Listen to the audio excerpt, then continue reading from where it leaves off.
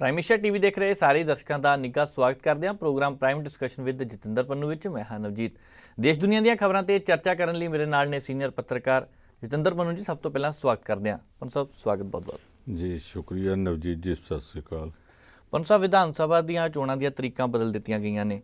ਪਹਿਲਾਂ ਤਾਂ 14 ਫਰਵਰੀ ਨੂੰ ਸੀਗੀਆਂ, ਹੁਣ 20 ਤਰੀਕ ਕਰ ਦਿੱਤੀ ਗਈ ਹੈ। ਸਵੇਰ ਦੇ ਪ੍ਰੋਗਰਾਮ ਵਿੱਚ ਤੁਸੀਂ ਜ਼ਿਕਰ ਵੀ ਕੀਤਾ ਸੀਗਾ। ਦੂਸਰੇ ਪਾਸੇ ਇਹ ਵੀ ਨਾਲ ਦੱਸਿਓ ਕਿ ਚੋਣ ਕਮਿਸ਼ਨ ਨੇ ਕੁਝ ਲੋਕਾਂ ਨੂੰ ਬੈਲਟ ਪੇਪਰ ਦੇ ਜ਼ਰੀਏ ਚੋਣ ਪਾਉਣ ਦੀ ਇਜਾਜ਼ਤ ਦਿੱਤੀ ਹੈ। ਇਹ ਕਿਹੜੇ ਲੋਕ ਹੋਣਗੇ ਇਹਦੇ ਵਿੱਚ? ਦੇਖੋ, ਪਹਿਲਾਂ ਤਾਂ ਮੈਂ ਕਹਿ ਦਿਆਂ ਕਿ ਸੰਤ ਰਵਿਦਾਸ ਜੀ, ਉਹਨਾਂ ਨੂੰ ਕੁਝ ਲੋਕ ਭਗਤ ਰਵਿਦਾਸ ਜੀ ਕਹਿੰਦੇ ਆ, ਕੁਝ ਸਤਿਗੁਰੂ ਰਵਿਦਾਸ ਜੀ ਕਹਿੰਦੇ ਆ, ਔਰ ਹਰ ਇੱਕ ਦਾ ਆਪਣਾ ਆਪਣਾ ਸਤਿਕਾਰ ਕਰਨ ਦਾ ਢੰਗ ਵੀ ਆ ਤੇ ਹੱਕ ਵੀ ਆ ਜੀ। ਉਹਨਾਂ ਦੇ ਪੈਰੋਕਾਰਾਂ ਦੀ ਬਹੁਤ ਵੱਡੀ ਗਿਣਤੀ ਹੈ। ਜਦੋਂ ਉਹਨਾਂ ਦਾ ਦਿਨ ਆਇਆ, ਉਹਦੇ ਬਿਲਕੁਲ ਨੇੜੇ ਜਾ ਕੇ ਚੋਣਾਂ ਹੋਣੀਆਂ ਜੀ।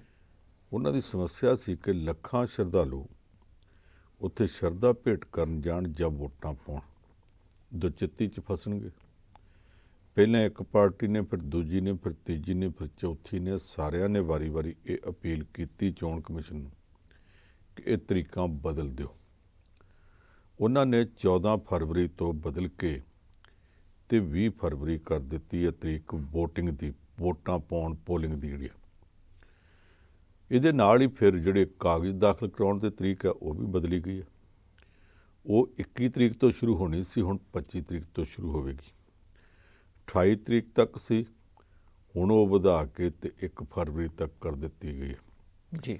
ਇਹਦੇ 'ਚ ਇੱਕ ਸਵਾਲ ਉੱਠ ਪਿਆ ਕਿ ਜੇ ਵੋਟਾਂ ਦੀ ਤਰੀਕ 14 ਫਰਵਰੀ ਤੋਂ ਵਧਾ ਕੇ 20 ਫਰਵਰੀ ਕੀਤੀ ਹੈ, ਨਾਮਜ਼ਦਗੀਆਂ ਦੀ ਤਰੀਕ 21 ਤੋਂ ਵਧਾ ਕੇ 25 ਕੀਤੀ, ਉਹ 6 ਦਿਨ ਆ, ਇਹ 4 ਦਿਨ ਆ। ਵੋਟਿੰਗ ਦੇ ਵਿੱਚ ਤੱਕ ਜਿਹੜਾ ਪ੍ਰਚਾਰ ਦਾ ਸਮਾਂ ਉਹ ਫਿਰ 2 ਦਿਨ ਵਧਾ ਦਿੱਤਾ ਗਿਆ। ਇੱਕ ਸੱਜਣ ਨੇ ਸੋਸ਼ਲ ਮੀਡੀਆ 'ਤੇ ਵੀ ਲਿਖਿਆ ਕਿ ਇਹ ਨਿਯਮਾਂ ਦੀ ਉਲੰਘਣਾ ਕੀਤੀ ਹੈ ਚੋਣ ਕਮਿਸ਼ਨ ਨੇ। ਇਹੋ ਜਿਹੀ ਕੋਈ ਉਲੰਘਣਾ ਨਹੀਂ। ਨਿਯਮਾਂ ਦੇ ਮੁਤਾਬਕ ਇਹ ਹੈ ਕਿ ਕਾਗਜ਼ ਦਾਖਲ ਹੋਣ, ਕਾਗਜ਼ਾਂ ਦੀ ਪੜਤਾਲ, ਕਾਗਜ਼ ਵਾਪਸ ਲੈਣ ਦਾ ਜਿਹੜਾ ਦਿਨ ਹੈ, ਜਿੱਦਣ ਚੋਣ ਨਿਸ਼ਾਨ ਵੀ ਵੰਡੇ ਜਾਂਦੇ, ਉਹਦੇ ਤੋਂ ਵੋਟਾਂ ਪਾਉਣ ਦੀ ਤਰੀਕ ਦੇ ਵਿਚਾਲੇ ਘੱਟੋ ਘੱਟ 14 ਦਿਨ ਦਾ ਫਾਸਲਾ ਚਾਹੀਦਾ। ਵੱਧ ਕਿੰਨਾ, 15, 16 ਕਿ 18, ਇੱਕ ਕਿਤੇ ਨਹੀਂ ਲਿਖਿਆ। ਪਹਿਲੇ ਮੁਤਾਬਕ ਪੂਰਾ 14 ਦਿਨ ਸੀ। ਇਸ ਵਾਰੀ ਇਹਨਾਂ 14 ਦੇ ਬਜਾਏ 16 ਕਰਤੇ, 2 ਦਿਨ ਪ੍ਰਚਾਰ ਵੱਧ ਹੋ ਜਾਏਗਾ। ਨਿਯਮਾਂ ਦੀ ਕਿਸੇ ਕਿਸਮ ਦੀ ਕੋਈ ਉਲੰਘਣਾ ਨਹੀਂ ਹੋਈ। ਇੱਕ ਬਹੁਤ ਵੱਡੇ ਭਾਈਚਾਰੇ ਦੀ ਸ਼ਰਧਾ ਦਾ ਧਿਆਨ ਰੱਖ ਕੇ ਤਰੀਕਾਂ ਬਦਲੀਆਂ ਗਈਆਂ ਤੇ ਕੋਈ ਗਲਤ ਨਹੀਂ ਕੀਤਾ ਗਿਆ। ਦੂਸਰੀ ਗੱਲ ਪੋਸਟਲ ਬੈਲਟ ਦੀ ਹੈ ਕਿ ਜਿਹੜੇ ਲੋਕ ਬਾਹਰ ਡਿਊਟੀਆਂ 'ਤੇ ਆ, ਵੋਟ ਪਾਉਣ ਜਾ ਨਹੀਂ ਸਕਦੇ। ਇਹ ਛੋਟਾ ਪਹਿਲਾਂ ਆਰਮਡ ਫੋਰਸਿਸ, ਪੈਰਾਮਿਲਟਰੀ ਫੋਰਸਿਸ ਦੇ ਜਿੱਥੇ ਜਿੱਥੇ ਲੋਕੀ ਆ, ਫੌਜ, ਹਵਾਈ ਫੌਜ, ਸਮੁੰਦਰੀ ਫੌਜ, ਜਿਹੜੀ CRP, BSF, ITBP, Assam rifles, ਇਹਨਾਂ ਜਿਹੜੇ ਲੋਕ ਨੇ ਜੀ, ਇਹਨਾਂ ਸਾਰਿਆਂ ਵਾਸਤੇ ਖੁੱਲ੍ਹ ਹੁੰਦੀ ਸੀ। ਇੱਕ ਸਾਡੀ ਹੈਗੀ ਆ ਸੈਂਟਰਲ ਇੰਡਸਟਰੀਅਲ ਸਿਕਿਉਰਿਟੀ ਫੋਰਸ, ਇੱਦਾਂ ਦੀਆਂ ਕਈ ਨੇ। ਉਹਨਾਂ ਸਾਰੇ ਜਿਹੜੇ ਸੀ ਉਹਨਾਂ ਵਾਸਤੇ ਛੋਟ ਹੁੰਦੀ ਸੀ ਕਿ ਪੋਸਟਲ ਬੈਲਟ ਮੰਗਾ ਕੇ ਤੇ ਵੋਟਾਂ ਭੇਜ ਸਕਣ। ਚੋਣ ਕਮਿਸ਼ਨ ਨੇ ਫੈਸਲਾ ਕੀਤਾ ਅੱਡ-ਅੱਡ ਥਾਵਾਂ 'ਤੇ ਅੱਡ-ਅੱਡ। ਪੰਜਾਬ ਬਾਰੇ ਜਿਹੜਾ ਫੈਸਲਾ, ਉਹਦੇ 'ਚ ਉਹਨਾਂ ਨੇ ਆਖਿਆ ਕਿ ਇਨਫੋਰਮੇਸ਼ਨ ਪਬਲਿਕ ਰਿਲੇਸ਼ਨ ਵਾਲੇ, ਆਲ ਇੰਡੀਆ ਰੇਡੀਓ ਦੂਰਦਰਸ਼ਨ ਵਾਲੇ, ਹਸਪਤਾਲਾਂ ਦਾ ਐਮਰਜੈਂਸੀ ਸਟਾਫ, ਐਂਬੂਲੈਂਸ ਵਾਲੇ, ਪੁਲਿਸ ਦੀ ਟ੍ਰੈਫਿਕ ਡਿਊਟੀ ਵਾਲੇ, ਅਮਨ ਕਾਨੂੰਨ ਵਾਲੇ, ਫਾਇਰ ਬ੍ਰਿਗੇਡ ਵਾਲੇ, ਇਹ ਸਾਰੇ ਜੇ ਚਾਹੁਣ ਤੇ ਆਪਣੀ ਵੋਟ ਪੋਸਟਲ ਬੈਲਟ ਰਾਹੀਂ ਪਾ ਸਕਦੇ ਆ। ਤੇ ਇਹਦੇ ਵਿੱਚ ਪਹਿਲੀ ਵਾਰੀ ਮੀਡੀਆ ਵੀ ਸ਼ਾਮਲ ਕੀਤਾ ਗਿਆ। ਜੀ।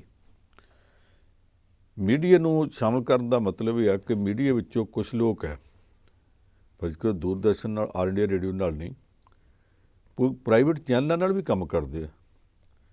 ਬੰਦਾ ਜਲੰਧਰ ਦਾ ਡਿਊਟੀ ਬਠਿੰਡੇ ਲੱਗੀ, ਬਠਿੰਡੇ ਵਾਲੇ ਦੀ ਪਠਾਨਕੋਟ ਲੱਗੀ, ਵੋਟ ਪਾਉਣ ਕਿੱਦਾਂ ਆ ਸਕਦਾ?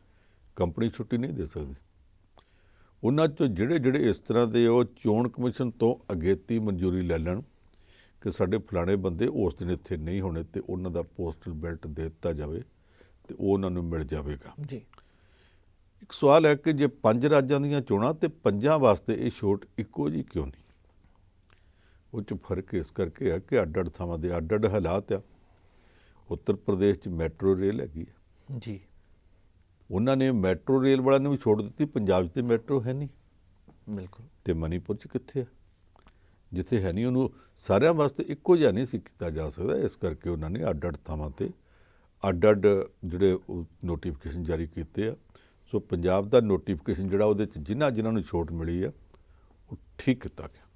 ਪੰਜ ਸਾਹਿਬ, ਆਮ ਤੌਰ ਤੇ ਲੀਡਰ ਕੋਈ ਪਾਰਟੀ ਉਦੋਂ ਛੱਡਦਾ ਜਦੋਂ ਉਹਨੂੰ ਲੱਗਦਾ ਐਤਕੀ ਟਿਕਟ ਨਹੀਂ ਮਿਲਣੀ, ਜਾਂ ਉਹਨੂੰ ਲੱਗਦਾ ਕਿ ਪਾਰਟੀ ਅੰਦਰ ਮੇਰਾ ਵਿਰੋਧ ਹੋਣ ਲੱਗ ਪਿਆ। ਦੂਸਰੇ ਪਾਸੇ ਫਿਰੋਜ਼ਪੁਰ ਦਿਹਾਤੀ ਤੋਂ ਆਮ ਆਦਮੀ ਪਾਰਟੀ ਦਾ ਉਮੀਦਵਾਰ ਹੈ, ਟਿਕਟ ਵੀ ਮਿਲੀ ਹੈ, ਉਹਨੇ ਪਾਰਟੀ ਛੱਡ ਦਿੱਤੀ ਹੈ। ਕੀ ਕਾਰਨ ਹੈ ਪਾਰਟੀ ਛੱਡਣ ਦਾ? ਇੱਦਾਂ ਅੱਗੇ ਵੀ 1-2 ਵਾਰ ਹੋਇਆ।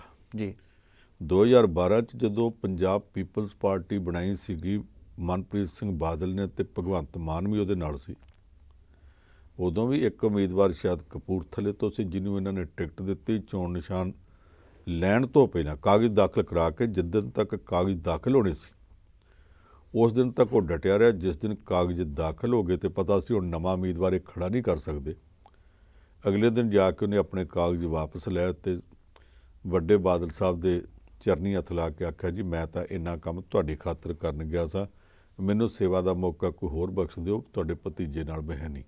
ਜੀ ਹੁਣ ਇਹਦੀ ਵਾਰੀ ਜਿਹੜਾ ਫਿਰੋਜ਼ਪੁਰ ਵਾਲਾ, ਇੱਥੇ ਇਹ ਆ ਕਿ ਚੋਣ ਵਾਸਤੇ ਇਹਨੂੰ ਉਮੀਦਵਾਰ ਬਣਾਏ ਨੂੰ ਤੇ ਕਿੰਨੇ ਦਿਨ ਹੋ ਗਏ, ਉਸ ਦਿਨ ਦਾ ਇਹ ਟਿਕਿਆ ਰਿਹਾ।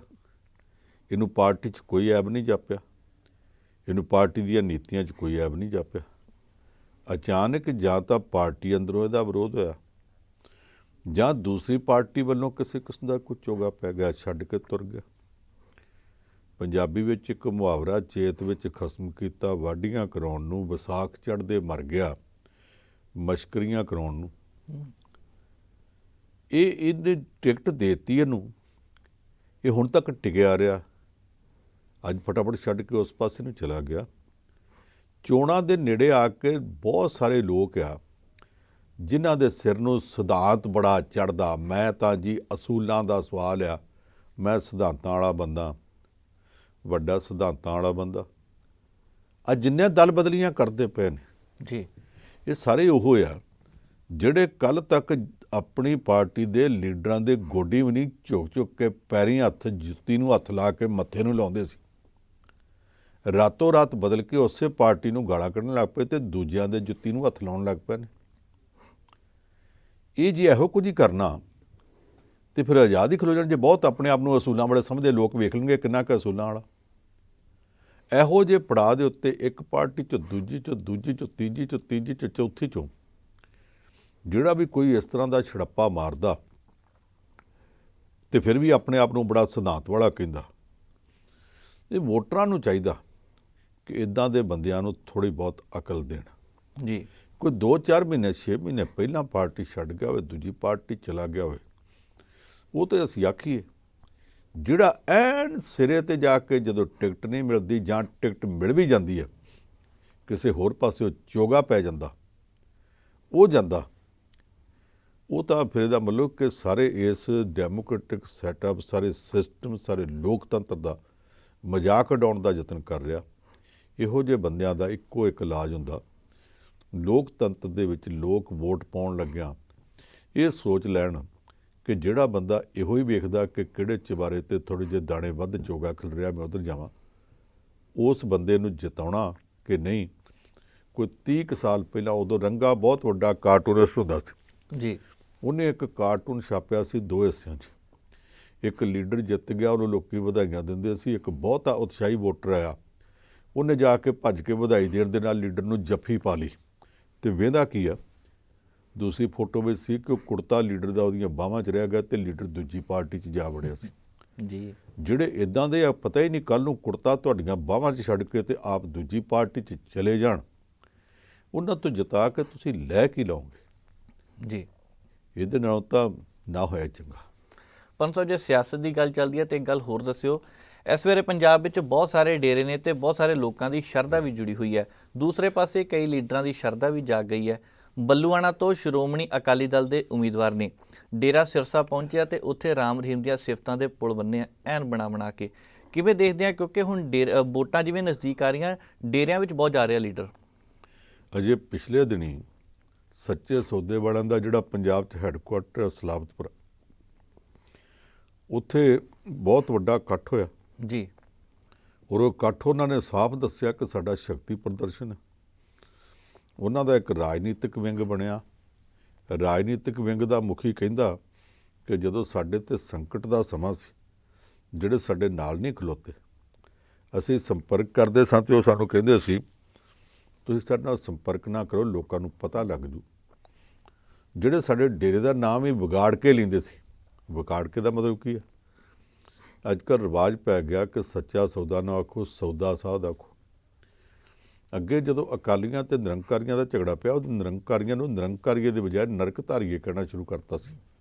ਅੱਜ ਉਹੀ ਨਿਰੰਕਾਰੀਏ, ਉਹ ਅਕਾਲੀਏ, ਆਪੋ 'ਚ ਇੱਕ ਦੂਜੇ ਨਾਲ ਸਾਂਝਾ ਵੀ ਨੇ। ਨਿਰੰਕਾਰੀਏ ਕਿਤੇ ਕੱਢ ਦਿੰਦੇ ਜੀ। ਦਿਵਿਆ ਜੋਤੀ ਜਾਗਰਤੀ ਵਾਲੇ ਜਿਹੜੇ ਨੂਰ ਮਹਿਲੀ ਹੈ, ਇਹਨਾਂ ਦੇ ਖਿਲਾਫ ਕਿੰਨਾ ਕੁਛ ਹੋਇਆ। ਹੁਣ ਸੱਚੇ ਸੌਦੇ ਬਾਰੇ ਦੇਖੋ, ਇੱਕ ਸਵਾਲ ਆ ਧਾਰਮਿਕ। ਉਸ ਬਾਬੇ ਨੇ ਇਹ ਕੰਮ ਗਲਤ ਕੀਤਾ ਜਾਂ ਉਹਦੇ ਤੋਂ ਕਿਸੇ ਨੇ ਕਹਿ ਕੇ ਰਾਜਨੀਤਿਕ ਲੀਡਰ ਨੇ ਚੋਲਾ ਭੇਜ ਕੇ ਗਲਤ ਕਰਵਾਤਾ ਕਿ ਉਹਨੇ ਇੱਕ ਪ੍ਰਪੰਚ ਜਿਹਾ ਰਚਿਆ, ਉਹਦੇ 'ਚ ਉਹਨੇ ਜਾਮੇ ਇਨਸਾਨ ਤਿਆਰ ਕੀਤਾ, ਚੋਲਾ ਪਾ ਲਿਆ 10ਵੇਂ ਗੁਰੂ ਸਾਹਿਬ ਗੁਰੂ ਗੋਬਿੰਦ ਸਿੰਘ ਜੀ ਮਹਾਰਾਜ ਵਰਗਾ। ਉੱਦਾਂ ਦਾ ਚੋਲਾ ਪਾ ਕੇ ਉਸੇ ਤਰ੍ਹਾਂ ਉਹਨਾਂ ਨੇ ਖੰਡੇ ਬਾਟੇ 'ਚ ਅੰਮ੍ਰਿਤ ਤਿਆਰ ਕੀਤਾ ਸੀ। ਇਹਨੇ ਕੜਾਇਆ ਬਣਾ ਕੇ ਉਹਦੇ 'ਚ ਕੋਈ ਲਿਕੁਇਡ, ਕੋਈ ਤਰਲ ਪਦਾਰਥ, ਉਹ 'ਚ ਉੱਦਾਂ ਦੀ ਚੀਜ਼ ਘੁਮਾ ਕੇ ਤੇ ਸਾਰਿਆਂ ਨੂੰ ਵਰਤਾ ਦਿੱਤੀ। ਉਹ ਫੋਟੋ ਫਿਰ ਅਖਬਾਰਾਂ 'ਚ ਛਪਵਾਈ ਗਈ, ਛਪਵਾ ਕੇ ਪ੍ਰਚਾਰ ਕੀਤਾ ਗਿਆ। ਫਿਰ ਕਈ ਦਿਨ ਪੰਜਾਬ 'ਚ ਕਰਫਿਊ ਵੀ ਲੱਗੇ, ਭੰਨ ਤੋੜ ਵੀ ਹੋਈ, ਸਾੜ ਫੂਕ ਵੀ ਹੋਈ। ਇੱਥੇ ਜਲੰਧਰ ਵਿੱਚ ਇੱਕ ਬੰਦੇ ਨੇ ਇਹੀ ਕਹਿ ਦਿੱਤਾ, ਜਿਹੜਾ ਬਾਬੇ ਦਾ ਸਿਰ ਲਾ ਕੇ ਲਿਆਵੇ ਇੰਨੇ ਕਰੋੜ ਦੇਊ ਜੀ। ਅਗਲੇ ਦਿਨ ਮੁੜ ਕੇ ਆਪ ਲੁੱਕ ਗਿਆ। ਇੱਦਾਂ ਦੇ ਬਥੇਰੇ ਸੀ। ਇਹ ਸਾਰਾ ਕੁਝ ਜੋ ਹੋਇਆ ਸੀ ਉਹ ਗਲਤ ਹੋਇਆ ਸੀ। ਜੇ ਉਸ ਬਾਬੇ ਨੇ ਧਾਰਮਿਕ ਪੱਖ ਤੋਂ ਕੀਤਾ, ਗਲਤ ਕੀਤਾ, ਤੇ ਗਲਤ ਦਾ ਉਹਦੇ 'ਤੇ ਕੇਸ ਬਣ ਗਿਆ। ਉਸ ਕੇਸ ਨੂੰ ਕਾਨੂੰਨ ਦੇ ਮੁਤਾਬਕ ਹੈਂਡਲ ਨਹੀਂ ਕੀਤਾ ਗਿਆ, ਰਾਜਨੀਤੀ ਮੁਤਾਬਕ ਵਰਤਿਆ ਗਿਆ ਔਰ ਉਸ ਕਾਨੂੰਨ ਨੂੰ ਵਰਤ ਕੇ ਬਾਬੇ ਤੋਂ ਵਾਰ-ਵਾਰ ਵੋਟਾਂ ਲਈਆਂ ਗਈਆਂ। ਹੁਣ ਸਵਾਲ ਆ ਜਾਂਦਾ ਵਾ ਹਕੀਕਤਾਂ ਦਾ।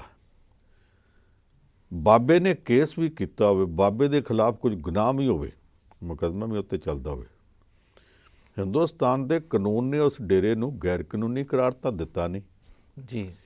ਹਿੰਦੁਸਤਾਨ ਦੇ ਸੰਵਿਧਾਨ ਨੇ ਉਸ ਡੇਰੇ ਤੋਂ ਵੋਟਿੰਗ ਰਾਈਟ, ਉਹਦਾ ਵੋਟ ਪਾਉਣ ਦਾ ਹੱਕ ਤਾਂ ਖੋਇਆ ਨਹੀਂ। ਉਹਦੇ ਪਿੱਛੇ ਲੱਖਾਂ ਦੀ ਗਿਣਤੀ 'ਚ ਵੋਟਰ ਨੇ, ਉਹ ਲੱਖਾਂ 'ਚ ਨੇ। ਬਾਬੇ ਦੇ ਚੇਲੇ ਤੇ ਕਦੇ ਕਰੋੜਾਂ 'ਚ ਵੀ ਦੱਸਦੇ, ਮੈਂ ਨਹੀਂ ਕਰੋੜ ਮੰਨਦਾ। ਪਰ ਮਾਲਵੇ ਦੇ ਕੁਝ ਇਲਾਕਿਆਂ 'ਚ ਤੇ ਹਰਿਆਣੇ ਦੇ ਕੁਝ ਜ਼ਿਲ੍ਹਿਆਂ 'ਚ ਕਈਆਂ ਥਾਵਾਂ 'ਤੇ ਇਹ ਹੈ ਕਿ ਇੱਕੋ ਹੀ ਅਸੈਂਬਲੀ ਹਲਕੇ 'ਚ ਉਹਨਾਂ ਦੀ 15,000, 20,000, 25,000 ਵੋਟ ਵੀ ਹੈ। ਆ ਜਿਹੜੇ ਮਾਝੇ ਦੇ ਵਿੱਚ ਜਾ ਕੇ ਡੇਰੇ ਉਹਦੇ ਬਣ ਗਏ ਆ, 5-5, 7-7,000 ਵੋਟ ਤਾਂ ਉੱਥੇ ਵੀ ਹੈ। ਜੀ। ਜਦੋਂ ਇਹ ਪਤਾ ਹੋਵੇ 5,000 ਤਾਂ ਛੱਡੋ, 500 ਵੋਟ ਵੀ ਇੱਕ ਟੱਬਰ ਦੀ ਜਾਂ ਇੱਕ ਪੱਤੀ ਦੀ ਇਕੱਠੀ ਪੈਣੀ ਆ, ਤੇ ਲੀਡਰ ਉਚੇਚਾ ਚੱਲ ਕੇ ਵਾਰੀ-ਵਾਰੀ ਉਸ ਪਰਿਵਾਰ ਕੋਲ ਪਹੁੰਚਦੇ। ਤੇ ਜਿਨ੍ਹਾਂ ਦੇ ਕੋਲ ਲੱਖਾਂ ਵੋਟਰ ਨੇ, ਉਹਨਾਂ ਦਾ ਵੋਟ ਕਰਨ ਦਾ ਹੱਕ ਹੈਗਾ ਕਾਨੂੰਨ ਦੇ ਮੁਤਾਬਕ। ਇਹ ਕਿੱਦਾਂ ਹੋ ਸਕਦਾ ਕਿ ਲੀਡਰ ਉੱਥੇ ਨਾ ਜਾਣਗੇ? ਉਹਨਾਂ ਦਾ ਵੋਟ ਪਾਉਣਾ ਉਹਨਾਂ ਦਾ ਕਾਨੂੰਨੀ ਹੱਕ ਹੈ, ਸੰਵਿਧਾਨਿਕ ਹੱਕ ਹੈ। ਉਹ ਨਾਗਰਿਕ ਨੇ ਦੇਸ਼ ਦੇ। ਉਹਨਾਂ ਤੋਂ ਜਿਹੜੇ ਉਮੀਦਵਾਰ ਖੜੇ ਆ, ਉਹਨਾਂ ਦਾ ਵੋਟ ਮੰਗਣ ਜਾਣਾ ਵੀ ਸੰਵਿਧਾਨਿਕ ਹੱਕ ਹੈ, ਕੋਈ ਉਹਨਾਂ ਨੂੰ ਰੋਕ ਨਹੀਂ ਸਕਦਾ। ਜੇ ਉੱਥੇ ਜਾ ਕੇ ਧਾਰਮਿਕ ਪੱਖ ਤੋਂ ਉਹਨਾਂ ਦੀ ਹਮਾਇਤ ਕਰਨ, ਕੁਝ ਲੋਕ ਉਹਨਾਂ ਦੇ ਨਾਲ ਹੈ, ਉਹਨਾਂ ਤੇ ਕਰਨੀ ਹੈ। ਕੁਝ ਲੋਕ ਅੱਧ ਵਿਚਾਲੇ ਜਿਹੜੇ ਕਹਿਣਗੇ ਜੀ ਅਸੀਂ ਤੁਹਾਡੀ ਵੀ ਇੱਜ਼ਤ ਕਰਦੇ, ਉਹਨਾਂ ਦੀ ਵੀ ਕਰਦੇ। ਕੁਝ ਲੋਕ ਇਹੋ ਜਿਹੇ ਆ ਜਿਹੜੇ ਕਹਿੰਦੇ ਆ ਕਿ ਅਸੀਂ 10 ਗੁਰੂ ਸਾਹਿਬਾਨ ਤੋਂ ਸਿਵਾ ਹੋਰ ਕਿਸੇ ਨੂੰ ਗੁਰੂ ਨਹੀਂ ਮੰਨਦੇ। ਉਹਨਾਂ ਲਈ ਸ੍ਰੀ ਅਕਾਲ ਤਖਤ ਸਾਹਿਬ ਦਾ ਹੁਕਮ ਵੱਡਾ, ਤੇ 5 ਸਿੰਘ ਸਾਹਿਬਾਨ ਨੇ ਉਦੋਂ ਹੀ ਹੁਕਮ ਕਰਤਾ ਸੀ। ਉਹਨਾਂ ਦਾ ਹੁਕਮਨਾਮਾ ਬਕਾਇਦਾ ਕਿ ਇਸ ਡੇਰੇ ਨਾਲ ਕਿਸੇ ਕਿਸਮ ਦੀ ਰੋਟੀ ਬੇਟੀ ਦੀ ਸਾਂਝ ਨਾ ਰੱਖੀ ਜਾਵੇ। ਵੋਟਾਂ ਦੀ ਸਾਂਝ ਰੱਖਣੀ ਕਿ ਨਹੀਂ ਰੱਖਣੀ ਪਤਾ ਨਹੀਂ। ਜੀ। ਪਿਛਲੀ ਵਾਰੀ ਉਹਨਾਂ ਤੋਂ ਵੋਟਾਂ ਮੰਗੀਆਂ, ਅਕਾਲੀ ਲੀਡਰ ਉੱਥੇ ਗਏ, ਫੋਟੋ ਆ ਗਈਆਂ ਬਾਹਰ, ਤੇ ਅਕਾਲ ਤਖਤ ਦਾ ਜਥੇਦਾਰ ਆਪਣਾ ਫੋਨ ਸਵਿਚ ਆਫ ਕਰਕੇ 2 ਦਿਨ ਲੁਕਿਆ ਰਿਹਾ। ਜਦੋਂ ਵੋਟਾਂ ਪੈ ਗਈਆਂ ਤੇ ਫਿਰ ਉਹਨੇ ਆਪਣਾ ਫੋਨ ਚਲਾ ਲਿਆ। ਧਾਰਮਿਕ ਪਦਵੀਆਂ ਦੇ ਸਵਾਮੀ ਸਿੱਖ ਧਰਮ ਵਿੱਚ ਵੀ ਇਹੋ ਜਿਹੇ ਪੁੱਠੇ ਕੰਮ ਕਰਨ ਡਏ ਨੇ, ਤੇ ਅਸੀਂ ਦੂਜਿਆਂ ਦੇ ਨੁਕਸ ਕੱਢਣਾ ਜਾਣਦੇ, ਕਦੇ ਪੀੜੀ ਥੱਲੇ ਵੀ ਸੋਟਾ ਮਾਰਿਆ। ਜੀ। ਜਦੋਂ ਇਹ ਸਾਰਾ ਕੁਝ ਹੁੰਦਾ ਪਿਆ, ਜਿਨ੍ਹਾਂ ਨੂੰ ਤੁਸੀਂ ਰੋਕਦੇ ਹੋ ਮੁੜ ਕੇ ਜਾਂ ਵੋਟਾਂ ਲੈਣ ਵਾਸਤੇ ਆਪ ਜਾਂਦੇ ਜਾਂ ਆਪਣਾ ਕੋਈ ਬੰਦਾ ਭੇਜ ਦੇਣਗੇ। ਤੇ ਫਿਰ ਇਹ ਵੋਟਾਂ ਮੰਗਣ ਦੇ ਉੱਤੇ ਕੋਈ ਪਾਬੰਦੀ ਜੇ ਲਾਈ ਜਾਵੇ, ਇਹ ਨਾ ਤਾਂ ਅਮਲ 'ਚ ਲਾਗੂ ਹੋ ਸਕਣੀ ਆ, ਨਾ ਕਾਨੂੰਨੀ ਤੌਰ 'ਤੇ ਸੰਵਿਧਾਨਿਕ ਤੌਰ ਦੇ ਉੱਤੇ ਇਹ ਠੀਕ ਜਾਪਣੀ ਆ। ਬਿਹਤਰ ਇਹ ਆ ਕਿ ਜੇ ਕੋਈ ਉੱਥੇ ਜਾ ਕੇ ਧਾਰਮਿਕ ਪੱਖ ਤੋਂ ਉਹ ਬੰਦਾ ਉਹਨਾਂ ਦੀ ਸਪੋਰਟ ਕਰਦਾ ਜਿਹੜਾ ਅੰਮ੍ਰਿਤਸਰ ਕਹਿ ਕੇ ਆਇਆ ਕਿ ਮੈਂ ਨਹੀਂ ਕਰੂ, ਤੇ ਉਹ ਧਾਰਮਿਕ ਮਸਲਾ ਵੱਖਰਾ ਲੈ ਲਿਆ ਜਾਵੇ। ਜੀ ਪਰ ਉੱਦਾਂ ਤਾਂ ਇਹ ਹੈ ਕਿ ਅਰਵਿੰਦ ਕੇਜਰੀਵਾਲ ਕਾਂਗਰਸੀ ਤਾਂ ਨਹੀਂ, ਇਹ ਕਾਂਗਰਸ ਦੀ 3 ਵਾਰੀਆਂ ਦੀ ਮੁੱਖ ਮੰਤਰੀ 15 ਸਾਲਾਂ ਤੋਂ ਰਾਜ ਕਰਦੀ ਸੀ ਸ਼ੀਲਾ ਦੀਕਸ਼ਿਤ, ਉਹਦੇ ਕੋਲ ਵੀ ਵੋਟ ਮੰਗਣ ਜਾ ਵੜਿਆ ਸੀ। ਫਿਰ ਕੀ ਕਰੀਏ, ਜੀ ਪਤਾ ਸੀ ਉਹਨੇ ਵੋਟ ਨਹੀਂ ਪਾਉਣੀ, ਪਰ ਇਹਨੇ ਵਿਰੋਧ ਦੇ ਬਾਵਜੂਦ ਚਲਾ ਗਿਆ ਸੀ। ਸੋ ਇਹ ਵੇਖਣਾ ਚਾਹੀਦਾ ਜਿਹੜਾ ਡੈਮੋਕ੍ਰੈਟਿਕ ਰਾਈਟ ਹੈ ਕਿਸੇ ਦਾ ਵੋਟ ਪਾਉਣ ਦਾ ਜਾਂ ਵੋਟ ਮੰਗਣ ਜਾਣ ਦਾ, ਉਹਨੂੰ ਧਾਰਮਿਕ ਭਾਵਨਾਵਾਂ ਤੋਂ ਵੱਖਰਾ ਰੱਖ ਕੇ ਉਹਨੂੰ ਪ੍ਰਕਿਰਿਆ 'ਚ ਚੱਲਦਾ ਰਹਿਣ ਦੇਣਾ ਚਾਹੀਦਾ। ਜਿੱਥੇ ਕੋਈ ਧਾਰਮਿਕ ਪੱਖ ਤੋਂ ਅਵੱਗਿਆ ਕਰੇ, ਉਹ ਤੁਹਾਨੂੰ ਪੂਰਾ ਹੱਕ ਹੈ। ਅਕਾਲੀ ਦਲ ਦਾ ਉਮੀਦਵਾਰ ਅੱਜ ਗਿਆ, ਪਿਛਲੇ ਇਕੱਠ ਦੇ ਵਿੱਚ ਕਾਂਗਰਸੀ ਉੱਥੇ ਖੜੇ ਨਹੀਂ ਗਏ, ਜੀ ਇੱਕ ਅਕਾਲੀ ਵੀ ਉੱਥੇ ਗਿਆ, ਆਮ ਆਦਮੀ ਪਾਰਟੀ ਦਾ ਵੀ ਗਿਆ, ਇਹ ਸਾਰੇ ਉੱਥੇ ਤੁਰੇ ਫਿਰਦੇ ਨੇ। ਜਿਹੜੇ ਦਿਨੇ ਨਹੀਂ ਦਿਸਦੇ ਨਾ, ਰਾਤ ਨੂੰ ਜਾ ਕੇ ਮੱਥਾ ਟੇਕਣਾ ਜਾਣਾ ਇਹਨਾਂ ਸਾਰੇ ਹੀ ਆ। ਲੀਡਰ ਦਾ ਪੰਸਾ ਭਾਜਪਾ ਦੇ ਵੀ ਗਏ ਸੀ, ਪਰ ਇੱਕ ਸਵਾਲ ਹੋ ਰਿਹਾ ਕਿ ਸੋਸ਼ਲ ਮੀਡੀਆ ਤੇ ਇੱਕ ਚਰਚਾ ਚੱਲਦੀ ਪਈ ਹੈ ਕਿ ਜਿੱਦਾਂ ਚੋਣਾਂ ਨਜ਼ਦੀਕ ਆ ਰਹੀਆਂ, ਕਿਤੇ ਰਾਮ ਰਹੀਮ ਨੂੰ ਪੈਰੋਲ ਨਾ ਦੇ ਦਿੱਤੀ ਜਾਵੇ। ਹੈ ਤਾਂ ਵੈਸੇ ਇਹ ਰੌਲਾ ਹੀ ਆ, ਪਰ ਕਿੰਨਾ ਕੁ ਸਹੀ ਲੱਗਦਾ? ਮੈਂ ਨਹੀਂ ਇਹ ਗੱਲ ਮੰਨਣ ਨੂੰ ਤਿਆਰ ਕਿ ਇਹੋ ਜਿਹੇ ਮੌਕੇ ਦੇ ਉੱਤੇ ਉਹਨੂੰ ਪੈਰੋਲ ਦੇ ਕੇ ਜੀ ਤੇ ਇੱਕ ਬਹੁਤ ਵੱਡਾ ਮੁੱਦਾ ਕੇਂਦਰ ਸਰਕਾਰ ਜਾਂ ਹਰਿਆਣੇ ਦੀ ਸਰਕਾਰ ਖੜਾ ਕਰਨ ਦਾ ਯਤਨ ਕਰੇਗੀ। ਉਹਨੂੰ 4 ਕੇਸਾਂ ਦੀ ਸਜ਼ਾ, ਪਹਿਲਾਂ ਤੇ 2 ਕੇਸਾਂ 'ਚ 2 ਸਾਧਵੀਆਂ ਨਾਲ ਬਲਾਤਕਾਰ ਦੀ ਸਜ਼ਾ ਨੂੰ, ਫਿਰ 2 ਕੇਸ ਕਤਲ ਵਾਲੇ ਆ ਜਿਨ੍ਹਾਂ 'ਚੋਂ ਇੱਕ ਪੱਤਰਕਾਰ ਛਤਰਪਤੀ ਵਾਲਾ ਕਤਲ, ਉਹਨਾਂ 'ਚ 2 ਉਮਰ ਕੈਦਾਂ ਨੇ। ਇਹਨਾਂ 4 ਕੇਸਾਂ ਦੇ ਬਾਅਦ ਪੈਰੋਲ ਉਹਨੂੰ ਵੱਧ ਤੋਂ ਵੱਧ 1 ਅੱਧੇ ਦਿਨ ਦੀ ਕਿਤੇ ਹਸਪਤਾਲ ਜਾ ਕੇ ਮੈਡੀਕਲ ਚੈੱਕਅਪ ਵਗੈਰਾ ਦੀ ਮਿਲ ਸਕਦੀ ਆ ਜੀ, ਪਰ ਉਹਦੇ ਵਿੱਚ ਵੀ ਇਹੋ ਜਿਹੀ ਥਾਂ ਦੇ ਉੱਤੇ ਉਹਨੂੰ ਭੇਜ ਦਿੱਤਾ ਜਾਵੇ ਜਿਹੜੀ ਸੈਂਸਿਟਿਵ ਹੈ। ਜੇ ਉਹਨੂੰ ਉਸ ਪੈਰੋਲ ਦੇ ਵਿੱਚ ਪੰਜਾਬ ਆਉਣ ਦੀ ਆਗਿਆ ਦੇਣੀ ਤੇ ਪੰਜਾਬ ਸਰਕਾਰ ਤੋਂ ਉਹਦੀ ਆਗਿਆ ਲੈਣੀ ਪੈਣੀ ਆ, ਮਨਜ਼ੂਰੀ ਲੈਣੀ ਪੈਣੀ ਆ ਵੀ ਕੋਈ ਗੜਬੜ ਤਾਂ ਨਹੀਂ। ਜੀ ਪੰਜਾਬ ਦਾ ਕਿਹੜਾ ਡਿਪਟੀ ਕਮਿਸ਼ਨਰ ਆ, ਕਿਹੜਾ ਮੰਤਰੀ ਆ, ਕਿਹੜਾ ਮੁੱਖ ਮੰਤਰੀ ਆ ਜਿਹੜਾ ਆਖੂਗਾ ਆ ਬੈਲ ਮੁਝੇ ਮਾਰ? ਇਹੋ ਜਿਹੇ ਗਲ ਬਦੋ ਬਦੀ ਇਹੋ ਜਿਹੇ ਮੌਕੇ ਆਪਣੇ ਗਲ ਮੁਸੀਬਤ ਕੋਈ ਨਹੀਂ ਪਾਉਣਾ ਚਾਹੂਗਾ, ਕਿਸੇ ਨੇ ਇਹਦੀ ਮਨਜ਼ੂਰੀ ਨਹੀਂ ਦੇਣੀ। ਜੀ ਇਸ ਕਰਕੇ ਇਹ ਗੱਲ ਛੱਡ ਦੇਣੀ ਚਾਹੀਦੀ ਆ ਕਿ ਉਹਨੂੰ ਇਹੋ ਜਿਹੇ ਮੌਕੇ ਦੇ ਉੱਤੇ ਕੋਈ ਪੈਰੋਲ ਦੇ ਦੇਗਾ। ਮੇਰੀ ਆਪਣੀ ਸਮਝ ਕਹਿੰਦੀ ਆ ਕਿ ਆਹ ਮੌਕਾ ਉਹ ਨਹੀਂ ਜਦੋਂ ਉਹਨੂੰ ਪੈਰੋਲ ਦਿੱਤੀ ਜਾ ਸਕੇ। ਪਹਿਲਾਂ ਉਹ ਬਥੇਰੇ ਯਤਨ ਕਰ ਚੁੱਕਾ, ਜਦੋਂ ਪੈਰੋਲ ਮਿਲ ਸਕਦੀ ਸੀ ਉਦੋਂ ਤਾਂ ਮਿਲੀ ਨਹੀਂ, ਤੇ ਹੁਣ ਉਹਨੂੰ ਪੈਰੋਲ ਇਹੋ ਜਿਹੇ ਮੌਕੇ ਕੌਣ ਦਵਾ ਦੇਵੇਗਾ? ਜੇ ਚੋਣਾਂ 'ਚ ਫਿਰ ਵੀ ਕਿਸੇ ਨੇ ਇਹੋ ਜਿਹੀ ਕੋਈ ਗਲਤੀ ਕੀਤੀ ਤੇ ਕੱਲ੍ਹ ਨੂੰ ਕਿਸੇ ਕਿਸਮ ਦੀ ਗੜਬੜ ਹੋ ਗਈ, ਉਹਨੂੰ ਭੁਗਤਣਾ ਬਹੁਤ ਪਊਗਾ। ਸਾਰੇ ਕਹਿਣਗੇ ਕਿ ਪੁਆੜਾ ਨੇ ਜਾਣਬੁੱਝ ਕੇ ਪਾਇਆ। ਮੇਰੇ ਖਿਆਲ ਇਹੋ ਜਿਹੇ ਵਕਤ ਕੋਈ ਵੀ ਰਾਹ ਜਾਂਦੀ ਮੁਸੀਬਤ ਆਪਣੇ ਗਲ ਪਾਉਣ ਨੂੰ ਤਿਆਰ ਨਹੀਂ ਹੋ ਸਕਦਾ। ਜੀ ਪੰਨ ਸਾਹਿਬ, ਬਿਹਾਰ ਤੋਂ ਸਿੱਖ ਸੰਗਤ ਸ਼੍ਰੀ ਗੁਰੂ ਗੋਬਿੰਦ ਸਾਹਿਬ ਜੀ ਦਾ ਪ੍ਰਕਾਸ਼ ਪੁਰਬ ਮਨਾ ਕੇ ਆਈ ਹੈ ਤੇ ਰਸਤੇ ਵਿੱਚ ਉਹਨਾਂ ਤੇ ਪੱਥਰਬਾਜ਼ੀ ਕੀਤੀ ਗਈ। ਇਸ ਘਟਨਾ ਨੂੰ ਕਿਵੇਂ ਦੇਖਦੇ ਆ? ਇਹ ਉੱਥੋਂ ਦੇ ਭੋਜਪੁਰ ਦੀ ਘਟਨਾ ਹੈ, ਸਾਸਾਰਾਮ ਜ਼ਿਲ੍ਹੇ ਦੇ ਨੇੜੇ ਦੀ। ਉੱਥੇ ਸਿੱਖ ਸੰਗਤ ਗੁਰਪੁਰਬ ਮਨਾ ਕੇ ਆ ਰਹੀ ਆ। ਵਾਪਸ ਆਉਂਦਿਆਂ ਤੋਂ ਉਹਨਾਂ ਤੋਂ ਚੰਦਾ ਮੰਗਿਆ ਗਿਆ, ਜੀ ਇੱਥੇ ਅਸੀਂ ਮੰਦਿਰ ਬਣਾਉਣਾ, ਜਿੰਨਾ ਬਣਾਉਣਾ ਤੁਸੀਂ ਆਪਣਾ ਬਣਾ ਲਓ। ਜੇ ਸ਼ਰਧਾ ਨਾਲ ਤੁਹਾਨੂੰ ਕੋਈ ਚੰਦਾ ਦੇਵੇ, ਉਹ ਕੋਈ ਸਿੱਖ ਹੋਵੇ, ਕੋਈ ਹਿੰਦੂ ਹੋਵੇ, ਮੁਸਲਮਾਨ ਹੋਵੇ, ਈਸਾਈ ਹੋਵੇ, ਲੈ ਲਓ। ਪਰ ਚੰਦਾ ਹੁੰਦਾ, ਇਹ ਜਜ਼ੀਆ ਨਹੀਂ ਹੁੰਦਾ ਜੀ, ਜਿਹੜਾ ਔਰੰਗਜ਼ੇਬ ਦੇ ਵੇਲੇ ਲੱਗਦਾ ਸੀ ਕਿ ਜੇ ਸਾਡੇ ਰਾਜ ਚ ਰਹਿਣਾ ਤੇ ਤੁਹਾਨੂੰ ਇੰਨਾ ਜਜ਼ੀਆ ਦੇਣਾ ਪਊ। ਇਹ ਜਜ਼ੀਆ ਨਹੀਂ ਬਣਾਇਆ ਜਾ ਸਕਦਾ, ਕਿਸੇ ਤੋਂ ਜ਼ੋਰ ਜ਼ਬਰਦਸਤੀ ਉਗਰਾਇਆ ਨਹੀਂ ਜਾ ਸਕਦਾ। ਜੇ ਇਹੋ ਜਿਹੀ ਕੋਈ ਧੱਕੇਸ਼ਾਹੀ ਕਰਦਾ ਤੇ ਉਹਨਾਂ ਨੇ ਗਲਤ ਗੱਲ ਕੀਤੀ ਹੈ। ਉੱਦਾਂ ਸੁਹਿਰਦਤਾ, ਇੱਥੇ ਮੰਦਿਰ ਬਣਾਉਣਾ ਹੋਵੇ, ਤੁਸੀਂ ਗਲੀ 'ਚ ਜਾਓ ਤੇ ਸਿੱਖ ਵੀ ਉਹਦੇ ਵਾਸਤੇ ਚੰਦਾ ਦੇ ਦਿੰਦੇ ਆ। ਗੁਰਦੁਆਰਾ ਬਣਾਉਣਾ ਹੋਵੇ, ਕੋਈ ਹਿੰਦੂ ਭਰਾ ਵੀ ਨਾ ਨਹੀਂ ਕਰਦਾ। ਇੱਥੇ ਜਗਰਾਤਾ ਕਰਾਉਣਾ ਹੋਵੇ ਤਾਂ ਵੀ, ਅਖੰਡ ਪਾਠ ਕਰਾਉਣਾ ਹੋਵੇ ਤਾਂ ਵੀ ਲੋਕੀ ਸ਼ਰਧਾ ਨਾਲ ਦੇ ਦਿੰਦੇ। ਜੀ ਤੁਸੀਂ ਸ਼ਰਧਾ ਨੂੰ ਸ਼ਰਧਾ ਭਾਵਨਾ ਦਾ ਮੁੱਦਾ ਰੱਖੋ। ਜੇ ਤੁਸੀਂ ਧੱਕੇਸ਼ਾਹੀ ਕਰੋਗੇ ਤੇ ਇਸ ਧੱਕੇਸ਼ਾਹੀ ਦੇ ਸਿੱਟੇ ਬੜੇ ਮਾੜੇ ਨਿਕਲਦੇ ਆ। ਰਾਜ ਉੱਥੇ ਆ ਨਤੀਸ਼ ਕੁਮਾਰ ਦਾ, ਜਿਹਨੂੰ ਸੁਸ਼ਾਸਨ ਬਾਬੂ ਕਹਿੰਦੇ ਆ। ਸੁਸ਼ਾਸਨ ਹੁੰਦਾ ਰਾਜ ਪ੍ਰਬੰਧ, ਐਡਮਿਨਿਸਟ੍ਰੇਸ਼ਨ, ਤੇ ਸੁਸ਼ਾਸਨ ਹੁੰਦਾ ਕਿ ਬਹੁਤ ਹੀ ਵਧੀਆ ਰਾਜ ਪ੍ਰਬੰਧ। ਜਿੰਨਾ ਕੁਝ ਆ ਰਾਜ ਪ੍ਰਬੰਧ ਵਧੀਆ ਸਾਨੂੰ ਪਤਾ। ਪੁਲ ਬਣਾਵੇ ਤੇ 28 ਦਿਨ ਟੁੱਟ ਜਾਂਦਾ, ਦੂਜਾ ਪੁਲ ਬਣਾਇਆ ਤੇ ਇਹਨੇ ਉਦਘਾਟਨ ਕਰਨ ਜਾਣਾ ਸੀ ਤੇ ਇਹਦੇ ਘਰੋਂ ਤੁਰਨ ਤੋਂ ਪਹਿਲਾਂ ਸੁਨੇਹਾ ਆ ਗਿਆ ਜੀ ਨਾ ਆਇਓ, ਅੱਜ ਸਵੇਰੇ ਪੁਲ ਟੁੱਟ ਗਿਆ ਬਣਿਆ ਜਿਹੜਾ ਨਵਾਂ ਸੀ। ਸਾਨੂੰ ਇਹ ਵੀ ਪਤਾ ਉਹਨੇ ਸ਼ਰਾਬਬੰਦੀ ਕੀਤੀ ਆ ਤੇ ਇਹਦੇ ਐਮਐਲਏ ਤੇ ਮੰਤਰੀਆਂ ਤੇ ਦੋਸ਼ ਲੱਗਦੇ ਕਿ ਉਹ ਵਿਕਾਉਣ ਡਏ ਆ। ਕੱਲ ਭਾਜਪਾ ਦੇ ਇੱਕ ਲੀਡਰ ਨੇ ਕਹਿਤਾ ਜੀ ਪੁਲਿਸ ਸਾਰਾ ਮਾਲ ਵਿਕਾ ਰਹੀ ਆ। ਇਹੋ ਜਿਹਾ ਸੁਸ਼ਾਸਨ ਬਾਬੂ ਦੇ ਰਾਜ ਵਿੱਚ ਜਿਹੜਾ ਇਹ ਸਿੱਖਾਂ ਤੇ ਹਮਲਾ ਹੋਇਆ, ਸਿੱਖ ਥੋੜੇ ਜਿਹੇ ਹੁਣ ਭਾਵੇਂ ਇੱਕ ਸਿੱਖ ਵੀ ਹੋਵੇ, ਜੀ ਹਮਲਾ ਤਾਂ ਹਮਲਾ। ਇਹ ਬੜਾ ਸੰਵੇਦਨਸ਼ੀਲ ਮੁੱਦਾ, ਬੜਾ ਨਾਜ਼ੁਕ ਮੁੱਦਾ। ਇਹਦੇ ਉੱਤੇ ਉਹਦੀ ਸਰਕਾਰ ਨੂੰ ਖੁਦ ਮੁੱਖ ਮੰਤਰੀ ਨੂੰ ਨੋਟਿਸ ਲੈਣਾ ਚਾਹੀਦਾ, ਨਹੀਂ ਤਾਂ ਕੱਲ ਨੂੰ ਐਵੇਂ ਬਾਤ ਦਾ ਬਤੰਗੜ ਵੀ ਬਣ ਸਕਦਾ। ਲੋਕੀ ਇਹੋ ਜਿਹੀਆਂ ਗੱਲਾਂ ਬਰਦਾਸ਼ਤ ਨਹੀਂ ਕਰਦੇ ਹੁੰਦੇ। ਜੀ ਪਰ ਸਰ ਗੱਲ ਬਿਲਕੁਲ ਠੀਕ ਹੈ, ਕਿਉਂਕਿ ਬਹੁਤ ਸਾਰੇ ਥਾਵਾਂ ਤੋਂ ਇਸ ਤਰ੍ਹਾਂ ਦੀਆਂ ਖਬਰਾਂ ਆਈ ਜਾਂਦੀਆਂ ਕਿ ਵਿਸ਼ੇਸ਼ ਭਾਈਚਾਰੇ ਜਾਂ ਘੱਟ ਭਾਈਚਾਰੇ ਤੇ ਹਮਲੇ ਦੀਆਂ ਗਿਣਤੀਆਂ ਵੱਧਦੀਆਂ ਜਾ ਰਹੀਆਂ ਨੇ। ਪੰਜ ਸਾਹਿਬ ਤੁਸੀਂ ਖਬਰਾਂ ਦੀ ਚਰਚਾ ਕੀਤੀ ਹੈ, ਬਹੁਤ ਬਹੁਤ ਧੰਨਵਾਦ। ਸੋ ਅੱਜ ਦੇ ਇਸ ਪ੍ਰੋਗਰਾਮ ਨੂੰ ਇੱਥੇ ਹੀ ਸਮਾਪਤ ਕਰਦੇ ਹਾਂ। ਹੁਣ ਮੈਨੂੰ ਨਵਜੀਤ ਨੂੰ ਦਿਓ ਇਜਾਜ਼ਤ। ਦੇਖਦੇ ਰਹੋ ਪ੍ਰਾਈਮ ਏਸ਼ੀਆ ਟੀਵੀ, ਤੁਹਾਡਾ ਆਪਣਾ, ਤੁਹਾਡੇ ਲਈ।